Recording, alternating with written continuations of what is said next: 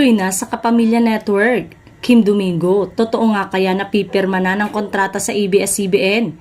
Ito ay matapos na maispatan ng aktres, hindi lang sa ABS-CBN Christmas Station ID, maging sa ginanap kamakailan ng ABS-CBN Christmas Special kung saan kasama na ito na nakisaya sa pagdiriwang bilang kapamilya.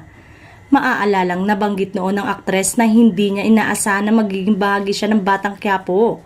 Kaya naman, ang sabi pa niya, I'm very grateful din, syempre, to my network GMA7 na napagbigyan ako makatawid sa ABS-CBN.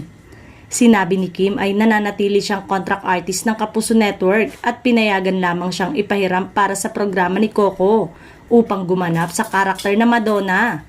At magandang experience daw na open na ngayon ang mga network na ipahiram ang kanilang mga artista na lumabas sa mga programa. Sabi ni Luis na tama rin naman lalo na sa mga hindi nabibigyan ng regular show.